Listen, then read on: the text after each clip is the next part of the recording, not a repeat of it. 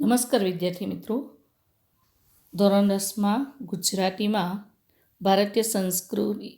ધોરણ 9માં ભારતીય સંસ્કૃતિની સિદ્ધિ પાઠ 10 આપણે કન્ટિન્યુ કરીશું. આપણે જોયું કે સંસ્કૃતિ ક્યારેય ખરાબ નથી હોતી, વિકૃતિ જ ખરાબ હોય છે. પ્રકૃતિને આપણે ન ખરાબ કહી શકીએ કે ન સારી, તે જેવી છે તેવી જ. દાખલા તરીકે કાગડો કાળો છે તેને આપણે ખરાબ ન કહી શકીએ, કેમ કે એની પ્રકૃતિ છે. બગલો સફેદ છે પણ એ માત્રથી તેનો સારો ન કહેવાય, કારણ કે કેમ કે તે એની પ્રકૃતિ છે.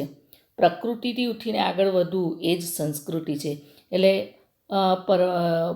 ઈશ્વરે આ પ્રકૃતિની અંદર જેટલા જીવોને બનાવ્યા એ પોતપોતાના મનુષ્ય સિવાય બધા પોતપોતાની પ્રકૃતિની અંદર રહે છે, પણ એનાથી માણસ જ એની ઉપર ઉઠીને ચાલી શકે છે. ખરાબ છે પશુ કે કોઈ પણ જીવ, તો માણસ સિવાય તો એને આપણે ખરાબ નહીં કહી શકીએ, પણ મનુષ્ય સંસ્કૃતિ પ્રકૃતિની અંદરથી રહીને સંસ્કૃતિમાં આગળ સંવર્ધન કરી શકે. ઘણીવાર આપણે વિકૃતિને પણ સંસ્કૃતિ માની લેવાની ભૂલ કરીએ છીએ. તો આ બાબત માટે આપણે એકદમ સાવધ એટલે કે સાવધાન રહેવાનું છે, ગાફેલ નથી રહેવાનું. તો એના માટે પશ્ચિમના ઉદાહરણ લેખકે આપ્યા છે કે પશ્ચિમની અંદર લેખક કહે છે કે ઘણું બધું આપણે શીખવા જેવું છે, એમાં પણ છતાં પણ ત્યાંય વિકૃતિ થોડી પડી છે. તો એને સંસ્કૃતિ માનીને એને સ્વીકારવાની ભૂલ આપણે કરવી જોઈએ નથી. વિકૃતિ ગમે તેની હોય, ભારતની હોય કે વિદેશની હોય, કોઈ આપણે અપનાવવાની નથી, પરંતુ દુનિયાભરની જેટલી સંસ્કૃતિ છે એ જ આપણે અપનાવવાની છે. તો આ સાથે આપણે ધ્યાનમાં રાખવાનું કે દુનિયાભરની સંસ્કૃતિ લઈએ અને આપણે ત્યાંની પણ આપણે ભલે એ વિકૃતિ હોય તો આપણને ખપવી ન જોઈએ, એટલે કે આપણે તેને લેવાની નથી. પ્રાચીન કાળથી પણ કેટલીક વસ્તુઓ ખરાબ ચાલી આવતી હોય છે, તો એ વિકૃતિને આપણે ક્યારેય હરગીજ એટલે ક્યારેય સ્વીકાર નથી કરવાનો. વિકૃતિ આપણી હોય કે બીજાની હોય, હંમેશા એ વર્જ્ય છે, એટલે કે એને ત્યાજવા યોગ્ય છે, એને અપનાવવાની નથી.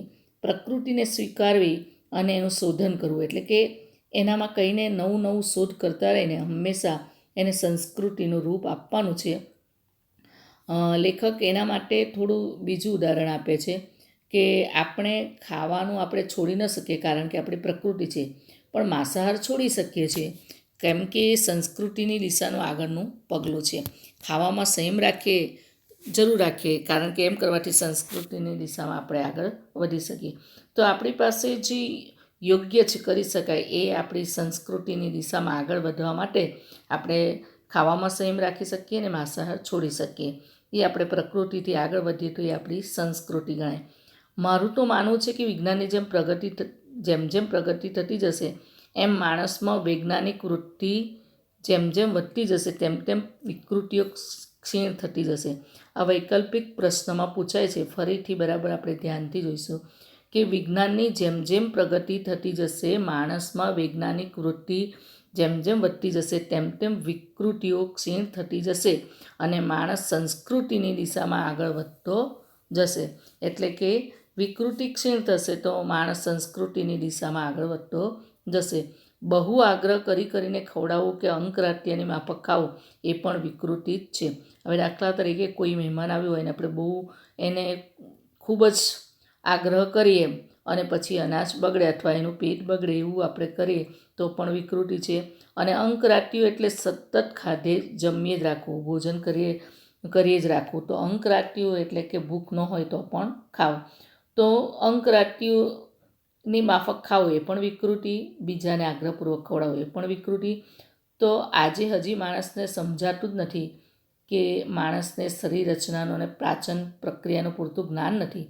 જ્યારે તેને શરીરનું અંતર્બાહ્ય જ્ઞાન થશે ને ત્યારે એને તરત ખબર પડશે કે આ વિકૃતિ છે અને તે આપણે છોડવી જોઈએ.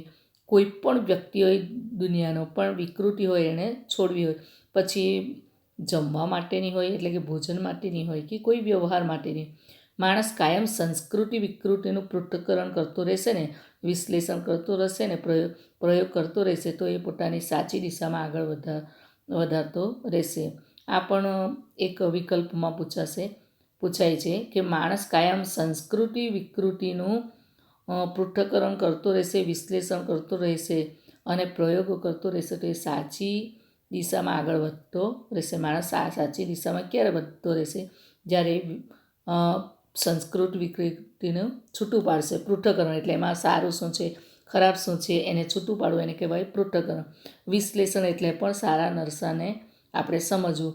એ પ્રયોગ કરતો રહેશે તો એ સારી દિશામાં એટલે સંસ્કૃતિમાં આગળ વધશે.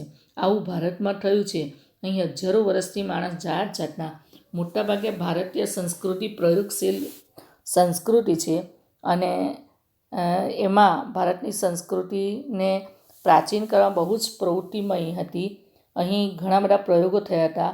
એના નિષ્કર્ષ એટલે એનો હેતુ પણ બધા ઘણા નીકળ્યા છે. એટલે કે એનું જે સાર હોવો જોઈએ તે સાર પણ નીકળ્યો છે. નિષ્કર્ષ એટલે સાર, એનો હેતુ. એમાંથી વિવિધ શાસ્ત્રો પછી ઉત્પન્ન થયા. એટલે કે આપણે આધ્યાત્મિક રીતે ઘણા બધા પ્રયોગો થયા. ઋષિમુનિઓએ આપણી ઔષધિઓ પર, આપણા જીવન દર્શન પર, આપણા ધર્મ પર, આપણા જીવન વિચારો પર, આ બધા ઉપર આવો નિષ્કર્ષ કરીને એમાં શાસ્ત્રોની ઉત્પત્તિ થઈ અને એમાં મુખ્ય દ્રષ્ટિ આધ્યાત્મિક હતી. એટલે કે માણસ પરમાત્મા તરફ આગળ વધતો રહીને એની ખોજ નિરંતર ભારતમાં આવી. એટલા માટે આજે આખો વિશ્વ ભારત તરફ દોડે છે, કારણ કે ભારતે આધ્યાત્મિક ખોજ બહુ પૂરેપૂરી સંતો હજારો વર્ષથી ઋષિમુનિઓએ એની ખોજ કરી છે અને આ ભૂમિ ઉપર એ બધું એમને સતત સાધના કરીને આ ભૂમિને ખૂબ જ સંસ્કારી અને સંસ્કૃતિ અને પવિત્ર બનાવે છે સંસ્કૃતિમાં. તો આ યોજના આપણા પૂર્વજોએ અનેક પ્રયોગો કરીને, એમનું બહુ મોટું યોગદાન છે આપણા પૂર્વજોનું, ઋષિમુનિઓનું, સંતોનું, પૂર્વજોનું. એમણે ઘણા બધા પ્રયોગો કરીને પોતાનો ઘણું બધું ત્યાગ, બલિદાન આપ્યું છે અને આપણને આ મોટો વારસો મળ્યો છે સંસ્કારનો, સંસ્કૃતિનો. તો આપણે એના ઋણી છીએ. ભારત માટે એમ કહેવાય છે કે આ એક મોટો સંપન્ન દેશ છે.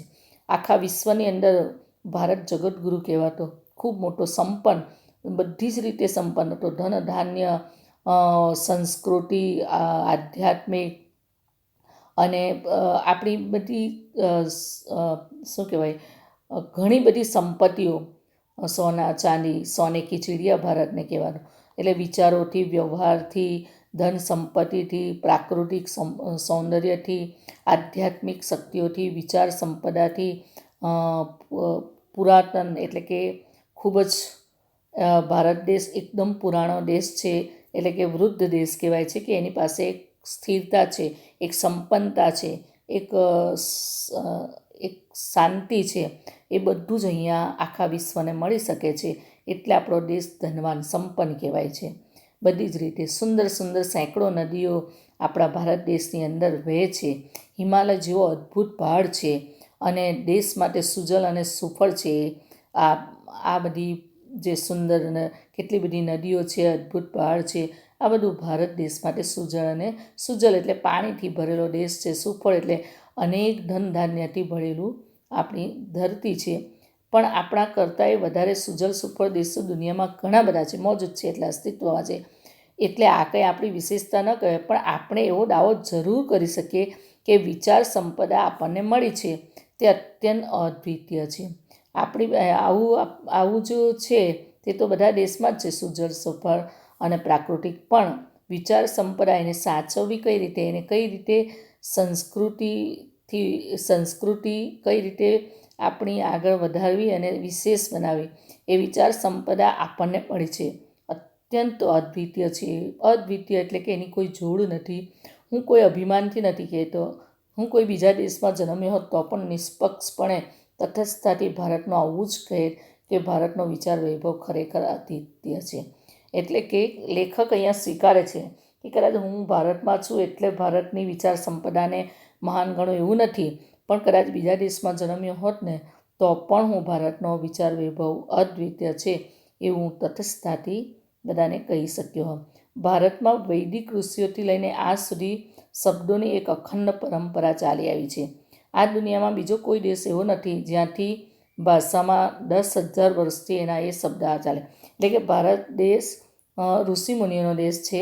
અહીંયા શબ્દોની અખંડ પરંપરા ચાલી આવી છે અને એકલો વિશ્વનો એક જ દેશ ભારત છે જેમાં 10,000 વર્ષથી એના એ શબ્દો ચાલી આવતા હોય. હવે એ શબ્દોને સાચવવું એ કે આપણી બહુ મહાનતા કહેવાય ભારત દેશની, અને એના ઉપર પાછું ચિંતન થયું છે. એવું તો કદાચ બીજા કોઈ દેશમાં ન થયું હોય. એટલા સુંદર એ શબ્દોને હજુ સાચવી રાખ્યા છે. એટલે કે પુરાણા શબ્દોને તોડ્યા નથી, નવા જરૂર બનાવ્યા, પણ જે પહેલાંના છે એને સાચવી રાખ્યા છે, અને જૂના શબ્દોમાં નવા અર્થ નાખીને તેનો વિકાસ પણ કરવામાં આવ્યો છે. તો ધન્યવાદ. આગળના પીરિયડમાં આગળના વિડીયોમાં કન્ટિન્યુ કરીશું.